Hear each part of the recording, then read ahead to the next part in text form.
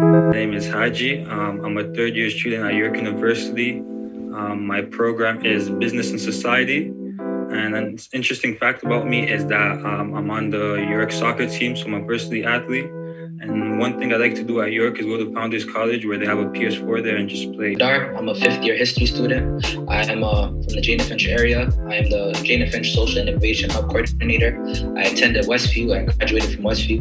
I work closely with SBL. I was a mentee mentor and now I'm a work staff. I want to welcome everyone today and I want to pass it out. Perfect. Thank you. Like Kara said, I'm also a Westview alumni. I'm in my fourth year at York University. I'm a political science student. One thing that I'm a part of at York is the Somali Student Association. It's home to over 50 people. We host fundraisers and different events. And one thing I like about York is the athletic center. There's a gym, there is the swimming pool and track and field center, so it's all pretty fun stuff. I'm a third year student at York studying business and society. And my favorite place on York is, as Samtar said, the athletic center. You get to play basketball, work out, swimming, and also York Lanes because of all the dope food spots.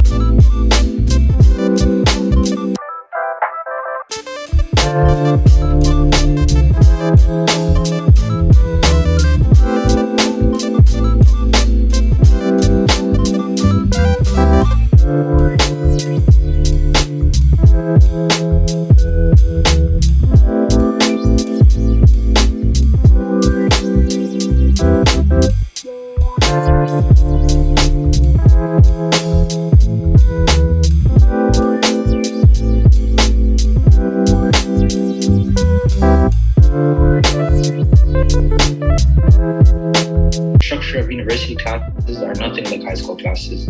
You go from having classes every day of the week, 7 hours per day, to having classes maybe only 7 hours per week. This could kind of make you relax in a sense. It gives you more hours to do the work and study, but also could leave you for idle time and time not to focus and time not to complete your work because you think you have unlimited time to do it. This kind of led me to not focusing on my studies as I should have been, and it showed it in my grades. I kind of regret it now as those grades are my transcript for life and it's hard to take them off. I also had a curveball thrown at me in my second year. We experienced the longest strike in York University history and this didn't help me at all. Strikes are no one's fault, it's not the school's fault, it's not the staff's fault, it just happens. But I came out of the strike kind of worse, dropping a lot of courses because I was doing bad at them. The summer after the strike, I reached the ultimatum.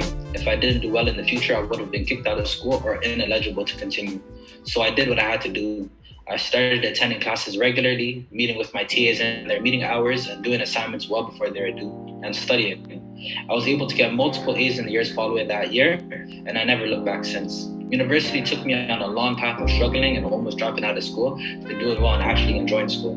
I learned a lot from the situations I was put in during schools and I persevered from there. It kind of just shows you that you have to stay focused from the beginning and just really focus on what you need to do and what your goals are at university in order to complete it and succeed. Transition from high school to uni was a bit difficult. The reason I say this is because during my grade 12 time, I was always around my friends. We always had the same schedules, same classes. And even though if we never had the same classes, we're in the same building. So we basically all had the same workload. So we would often see each other in class, in the hallways, and if we're not in class with the hallways, we'll meet up at lunchtime where we just chill, get lunch, and just keep ourselves busy. Expectation going into uni was that I would be able to hang out with my friends, see my friends, just message them whenever I want to, and we could just hang out. But once I started uni, it was totally a different story because most of the days I would be by myself, not knowing what to do. It was my first year.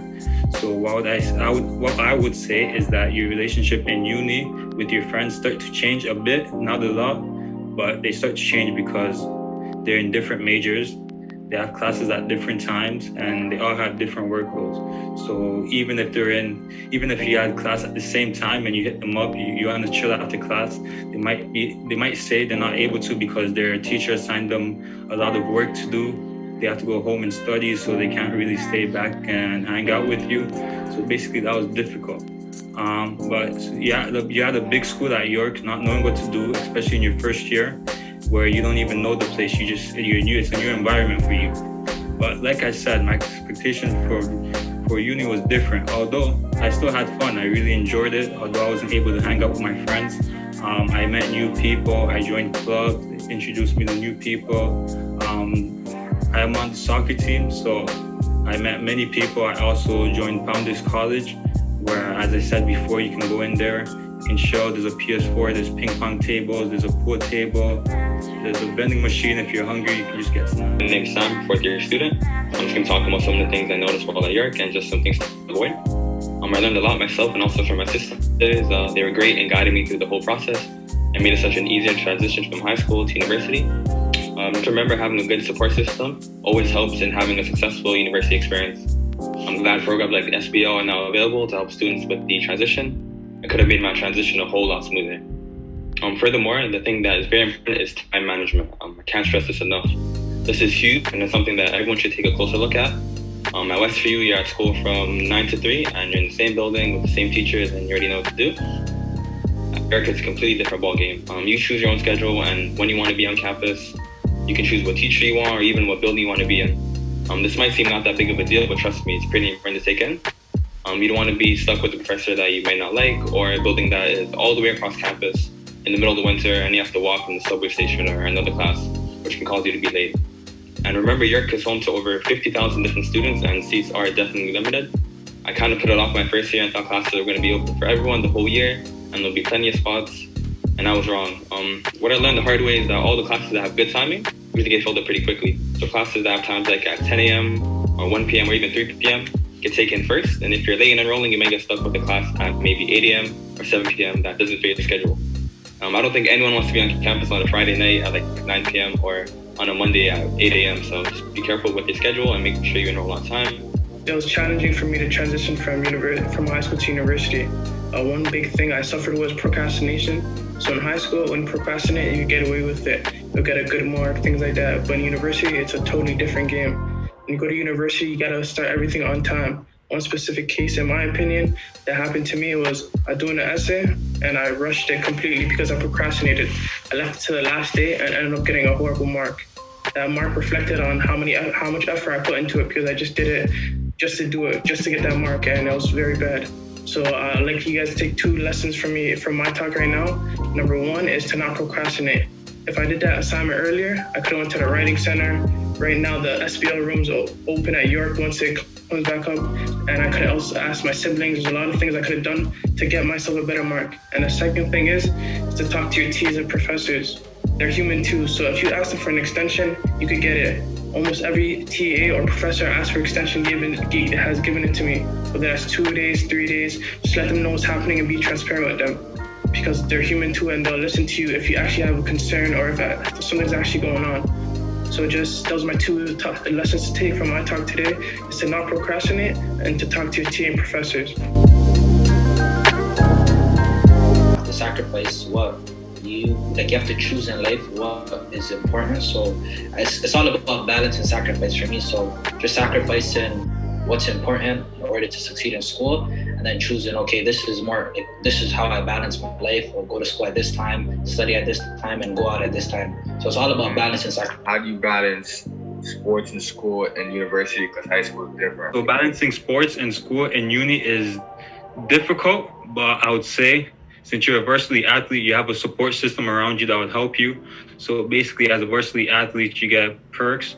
So basically, you get free tutoring. If you're not a varsity athlete in New York, you have to pay for these tutoring. So that's one good thing about being an athlete. You get free tutoring. The next thing is you have your teammates that are in the same program as you. They can also help you. You have your coaching staff. They can also help you.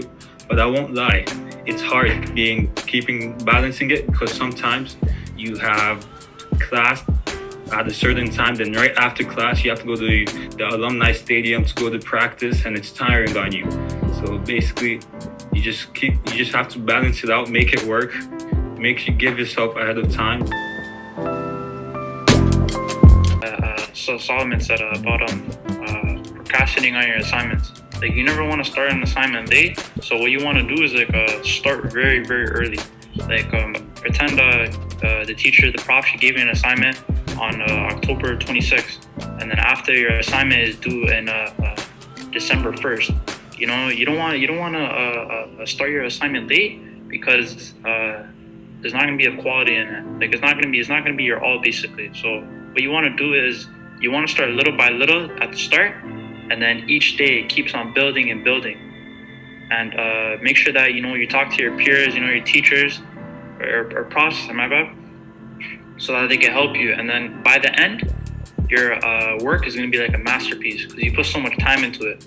So what you want to do is work on your assignments little by little. Don't just finish it in one day or one night. I think it's just all about communication, Yeah. Communication is key, right? So if you don't know something, or you need help with something, or you need to understand something more, I think that if you communicate with your teachers and you're building a relationship with them, right? So, sure. if I'm communicating with you, it shows you that I'm serious, right? So, I think the more you communicate with them, it's just okay, yeah, this guy is serious, so we can build a relationship later and just keep on going. What I recommend is the first week of class, just pull them to the side or just wait after class and just introduce yourself. Just so they have a name to the face and you can get used to their personality, what they like, what they don't like, and what they expect from you as a student. Personally, talk to the teacher probably after the class if that's time, or personally email the teacher. And, get to know the teacher a little bit more, tell the teacher a little bit about myself, and try to build a relationship after that, basically. For me, it was probably about grades or something in that aspect. Because say for instance, I'm not satisfied with the grade, I'll go and have a conversation with the teacher, and then they'll tell me, oh, this is why you didn't get the grade, and you didn't do this or you didn't do this, and that could grow into a conflict, but an actual conflict where we never really truly see the eye to eye and it continued. No, not really, because you also have to look at the aspect this is the person that's marking your work, and this is the person that kind of has your grade and in their hands, So you have to have you have to be respectful, but you also have to hold your ground in a sense where just because they're the professor you can't agree with them, but you also have to take in mindset that you have to be respectful with them and that they have your grade in their hands, basically. So it's kind of a balance in a sense where if you find that good in a conflict where you respect their view and you respect what they're saying, but then you come with the argument, okay, this is why I deserve this or this is why I deserve that, then I don't see why two people can't mediate that conflict. Your siblings or cousins, because I know if you don't have any siblings, maybe you have a cousin or someone that's going to university or college, you could ask them for tips. So what they did on your first year, what to do, what not to do, what advice for them to. Grade 9 and 10, I was pretty okay, but grade 11 and 12, I kind of picked it up, knowing I was trying to go to university. For hours, I think I volunteered with SBL. Yeah, I think I did it my last year. I spent time in the space and got all my hours did, and just made sure I had the right people around me to choose the right school. Certain programs need higher marks. So say for example you're getting into computer sciences or things like that, you'll need 90 in certain marks. But for me, in my program as a business and society, basically the average was 70, so it wasn't the hardest to get into. So it's only it depends on your program that you want to get into, and you can find all of that online. Just search up your program and then show you the requirements to get in. And if you have a pretty good average, 75 or 77, York actually gives you $500 on your gift card or your U card. You can use that to buy books or food or other York memorabilia and stuff like that. So just be sure to get a good average and you'll be rewarded. Clubs and organizations would you be most interested in university? York is home to over 100 different student clubs. To give you guys just an insight of how many clubs there are, there's badminton, there's fencing, there's archery, there's basketball. There's so many different things you guys can do. What's your interest? What do you guys like? What are your hobbies? And what do you think you guys could be doing at York in regards to that? Oh wait, are there girls club or other clubs like that? Yeah, there's girls clubs, there's boys clubs. I was in a boys club where we meet every Tuesday. I went with Moose. Moose took me, and I remember when I went there, I was like, well, I didn't know these programs existed. And it's they're giving out free food, free trips, all those things, and it's I didn't know this existed. Girls club, there's clubs on your ethnicity, there's Somali clubs, there's a bunch of different clubs you could join, and they're really a lot of opportunities. Just want to be directed into the right way, leaded into the right way, you know what I'm saying? I just want to be prepared. Like my goal is just not to slack off. You know what I'm saying? Like it may be hard at times, but I just like my goal just not to slack off. Just stay focused at all times. My goal is to accomplish a good GPA average. So my goals are just having my grades, like having good grades, you know, having good marks. So that way, like since I'm balancing school and sports, like I wouldn't have to worry about my grades being so low that I can't balance sports or like, you know, like I want to have like good grades so that way, like, and I know, okay, if I have a game, I know my marks this, so I don't have to worry. You know what I'm saying?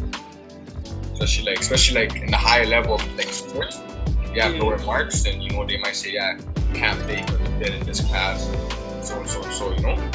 Yeah, exactly. But one of my goals is like learning how to develop managing my time, because I know university is different from high school.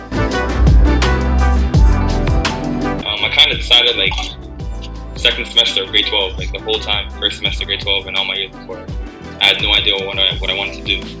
But what kind of helped me was, again, my family, my sisters, they all went to York and they all knew what programs were good, what programs were not. And just what I like, just go through York's website. They have a whole bunch of programs you can look at. You can see all the things that you might like, all the things that you might not like. So just be sure to go on the website. It shows you all the options you can take. And I found political science and I like it.